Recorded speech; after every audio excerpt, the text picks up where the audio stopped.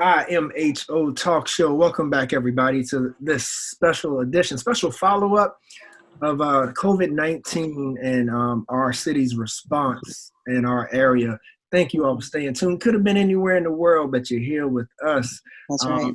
That's right. And I'm proud to say, Max, Razor, and Aaron, we were here once again on air on the front line, just trying to be a voice of consolation to our people. Mm-hmm. Don't want to let them down. So, even though it's virtual, even though we're following government orders, it's not martial law quite yet because, then we may have to arm up or something. I don't know, but we ain't quite there yet. A-R. Calm down, Razor. Look, yeah, you better tell them. Razor in the street looking like Rambo and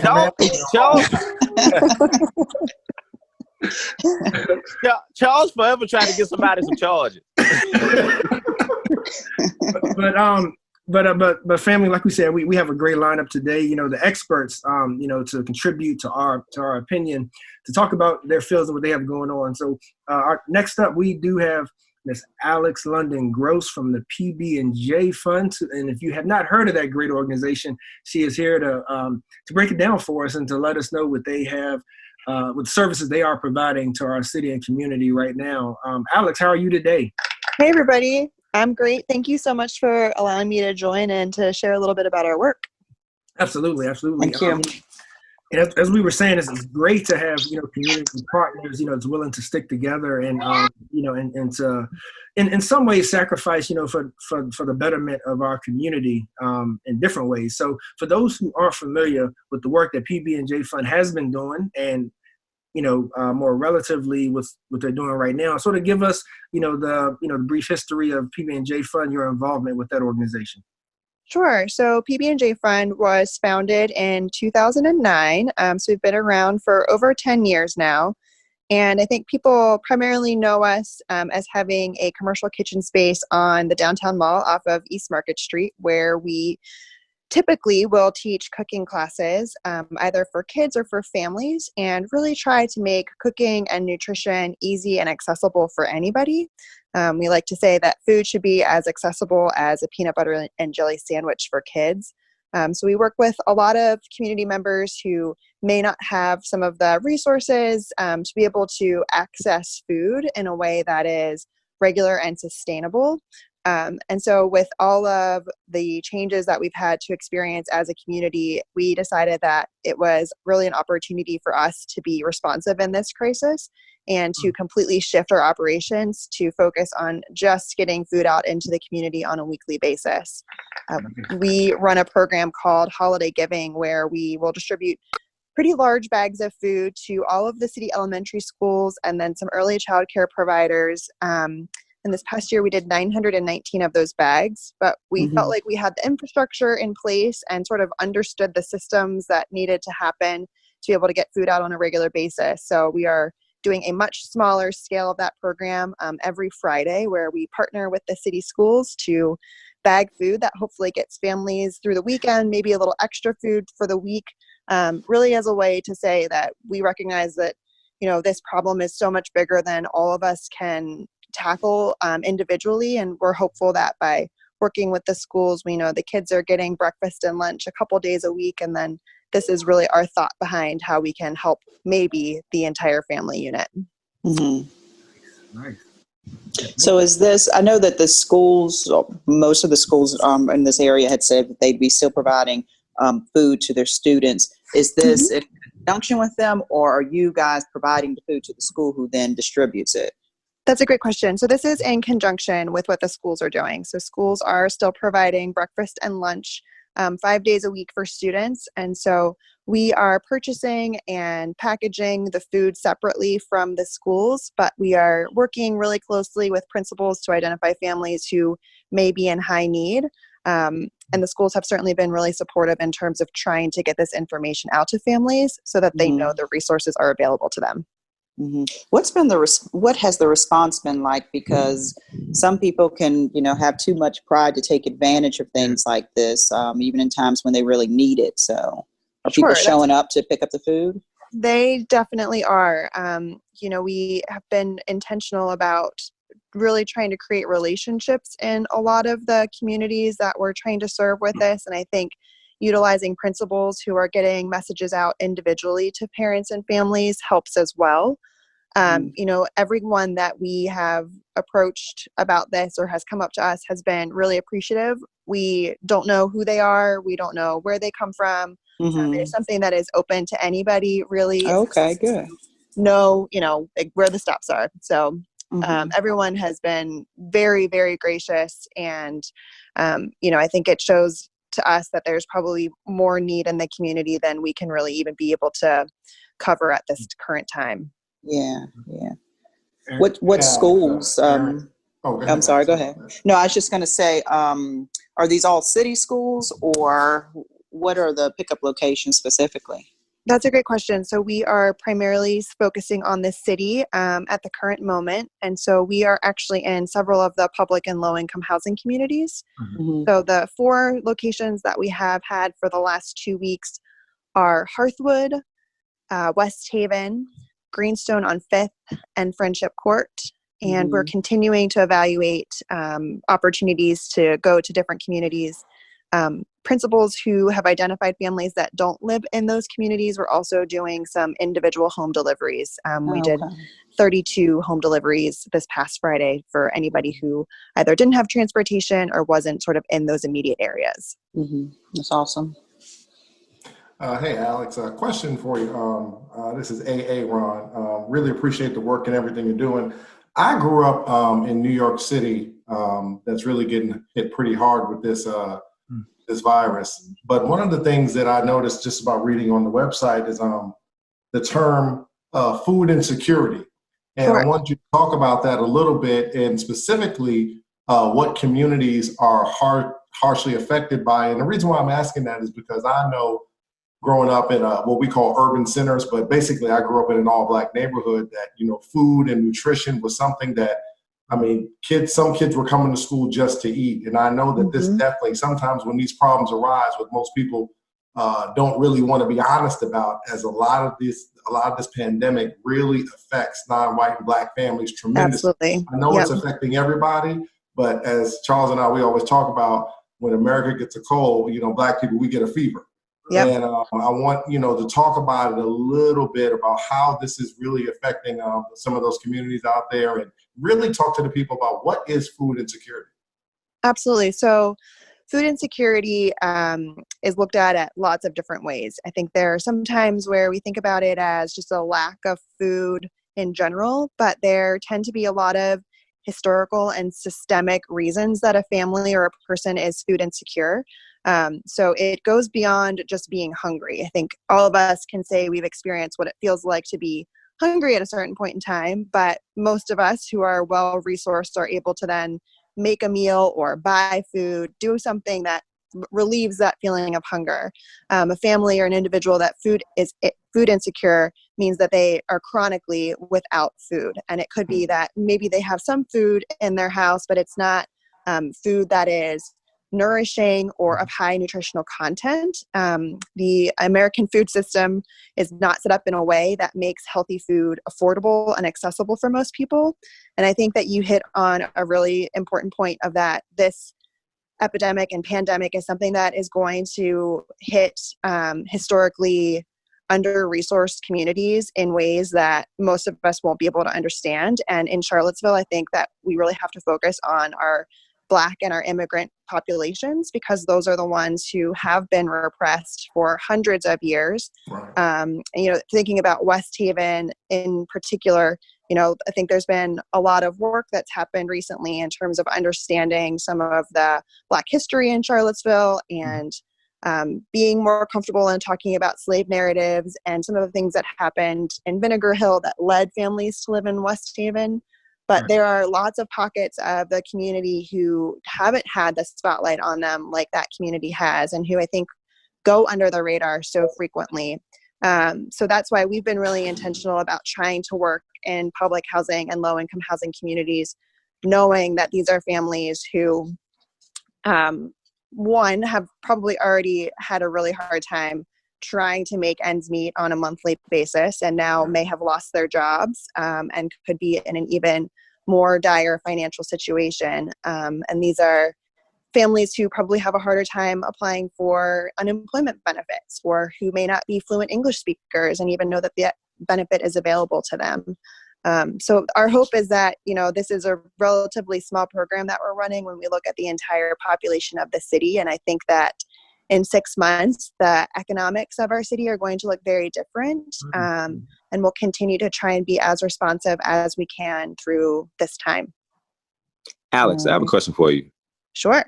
Can we take a quick break, Razor, before we go with that question? Is that okay? Absolutely. All right, family, you're tuned into In My Humble Opinion, and we're speaking with Alex London of the PB&J Fund, doing a great work. Organizations doing a great work in the community as we traverse this troubling time facing the COVID-19 epidemic. Let's take a break. When we come back, we'll have more talks with Alex.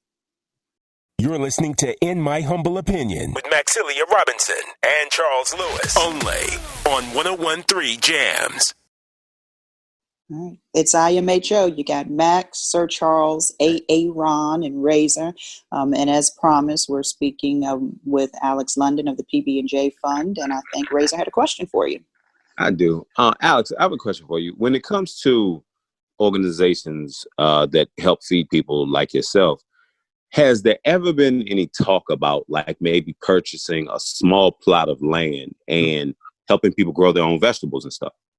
That is a great question. And I think that a lot of that work has happened in the past. And unfortunately, redevelopment is changing a lot of what urban gardening looks like in Charlottesville. Some of you may be aware of the organization called the Urban Agriculture Collective of Charlottesville, or UACC. They've done a lot of this work in terms of community gardens in the public housing communities. Does the Food Justice Network also do some of that? Yep. So the UACC is a big part of the Food Justice Network. And certainly like the IRC New Roots program is a part of the Food Justice Network. So there are organizations that are trying to do that work, but with both the redevelopment that's happening in Friendship Court and with some of CRHA's housing communities, it definitely has made that much more challenging. I think all of the residents have identified food and the ability to grow food as one of their top priorities, and is something that everyone is trying to keep their finger on as we continue through this redevelopment process. But as you guys know, land in the city of Charlottesville is so expensive and so hard to come by. So it is definitely a challenge to think about what that looks like in a way that is sustainable over, generations. Well, since you said that, I have a question for you. Some of these rundown places that they can't go but for so much, dilapidated type of places, can't they build like an above ground garden? Yeah, I think that that's definitely an option that could happen. I will be the first person to admit that I do not have a green thumb. And so I'm really not the Me expert neither, girl. Me to neither. be talking about, what can and can't be done. But certainly when you look at a lot of urban communities like New York City, there are a lot of rooftop gardens that are happening. And so it doesn't necessarily need to be, in the actual ground to grow food. But I think everyone's trying to figure out what that looks like in a way that still gives that sense of community, because to me, that's really the value of gardening, is that not only does it provide food, but it kind of nourishes your soul in a way of being able to connect with the land and with other people. So what's the cutoff time, so to speak, for the type of services that you're offering? Schools have been suspended for the remainder of the year. I imagine you only have access to so much food. Yep. What is that looking like? Yeah, the access to the food is definitely the most challenging aspect of this for us. The first week we tried to do this, we were faced with a lot of very limiting supply chain issues. It seems like things are starting to calm down a little bit in terms of our ability to actually purchase the food. But our plan is that we are going to continue this program at least through the end of May. We were committed to do it as long as the schools were closed. And we are sort of waiting to see what happens with the school's decisions in terms of how they decide to proceed to wrap up this school year. And then depending upon what happens over the summer, we may continue doing this program. We may add in some other opportunities to get food out into the community. But we took an approach of looking at this for the next 6 months. And I think we'll continue to assess and offer it as long as it's needed by our community members. Mm-hmm. That's great.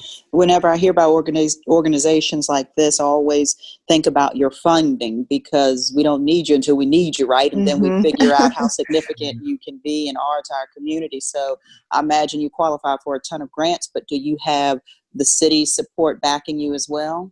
Are they? Yeah, that's a great question. We are actually very uniquely structured. So we are PB&J Fund, at least, is an LLC that's owned by a private family foundation. So we are very fortunate that we are able to get all of our operating funds from a foundation.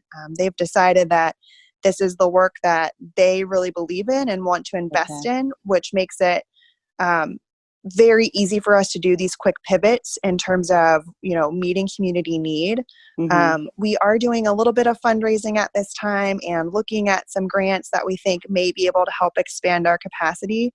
But like I said, we feel very fortunate that the foundation and the trustees behind the foundation have said that they are willing to support this and are throwing a lot of financial backing into our ability to continue this. That's great. Did you have something there? Yeah, Alex, this is great content. But you mentioned something earlier and it stuck to my brain. And you said that this country systematically is not set up for people to have nutritional food daily. Yep. So the question, we got a drum roll in there, Charles? We got a drum roll? So the question, Alex, becomes, and I don't even know if you can answer this, but I got to ask it. In this system of capitalism, is everyone having access to healthy, nutritional food even an option? No, unfortunately, it's not. I think we're doing the best that we can to feel really good about the food that we put in these bags. But again, that was only 300 families that we served. And knowing that there are more than 2,000 kids in the city schools that qualify for free and reduced lunch, we're probably only getting to a third of them, if even that. So yeah, it's completely backwards in my mind that this really sort of crappy food that is cheap are not the things that our bodies need on a daily basis. And it particularly in a time where food is flying off the shelves so quickly. We'll find things like chips and cookies maybe on the shelves, but we're not finding things like frozen vegetables, which, are more expensive for people, but are also going to provide them much more nutrition. Right. No, I was just saying, what are some basic things that we can do on a daily basis, each one of us individually, so where we can just helping our families nutritionally, just some small basic stuff?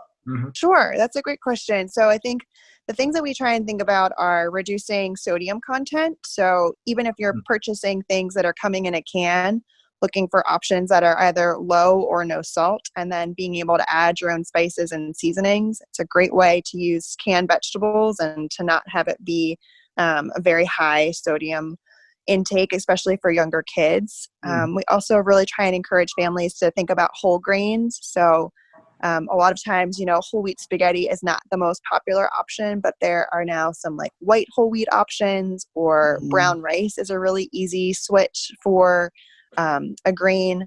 And then the other thing is that plant-based proteins are a really cheap way to get protein in your diet. So thinking about using dried or canned beans, it's a great way to think about mixing a bean into ground beef to make it go further if you're making meatballs or hamburgers. Kind of covers up the taste as well, so that it's a way to begin incrementally adding those things into a kid's diet and makes it slightly more palatable for them, rather than just throwing like a black bean burger at them. Yeah, and Alex, as you're saying that, it's like the same things that doctors have been telling, like Black people as a whole for a while. And when I think about hypertension, diabetes, like everything that you just listed are, diets to help, make us healthier.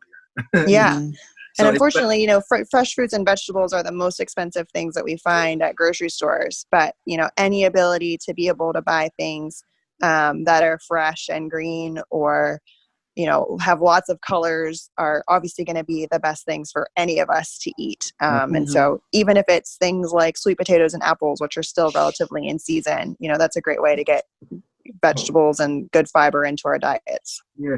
And while it's unfortunate that it takes tragedy really for people to sometimes just pause and listen and really pay attention, that's always the silver lining. So, so as we come to a close, like what's your hopes? What's PB&J's hopes going forward, that when we come out of this, because I believe that we will come out of this, so the next stage for our community and for food services, like to be sustainable for one, the way hopefully this could change our diets for the better.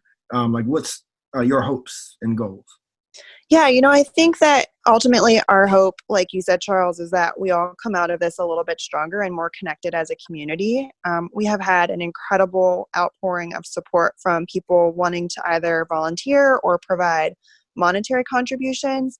But my hope is that they also understand, where this money is going, and that while it's great that they're being responsive in a time of crisis, it can't just be in a time of crisis. It has to be when things are good and it feels a little mundane. Because for so many communities that, maybe they have a spotlight on now, this problem has been going on for decades. And so if we can continue to find solutions that will support all of our community members for years and years to come, then I truly feel that this will be a better Charlottesville for everyone. Absolutely. And just before we let you go, for those who, whatever reason, may need the services, may not have heard of it, what's the contact information to inquire? Sure. The best way to find us is online. So our website is pbandjfund.org. And then all the information in terms of where to find food from the schools is on the school's website, which I believe is charlottesvilleschools.org/food. But those are the two places where you can find all of the resources. Nice. Well, Alex, thank you. And, don't be a stranger. We love the conversation. I'm sure a lot of people benefited from it, and we hope to have you back soon. And we'll, hope to see you soon, Yeah. And definitely want to continue seeing the great work you're doing. Awesome. Well, thank you guys so much. I really appreciate all of your support and for giving me some time to talk with you guys today. Yeah. Thank you. Take care. Keep up the good work. Thank you. Thank you. All right, IMHO family, we will be right back. Stay tuned. Definitely appreciate Alex of the PB&J Fund. We still have much more show to go. We're going to be us, We're going to make sure we give you our humble opinions and keep giving you this great informative information, to hopefully brighten your day, put a smile on your face, lighten things up a little bit, a little positivity while being real about things. So keep the conversations going online on our social medias, IMHO Talk Show. We appreciate y'all. So next up, we're going to tackle some mental health, y'all. Tackle some making sure that we're taking care of ourselves and our families. Some guests from the Women's Initiative, Max, we got our sister girl, Amanda. Hey, Amanda. She's going to be up here with us along with Shelly. So y'all stay tuned. Be right back. IMHO.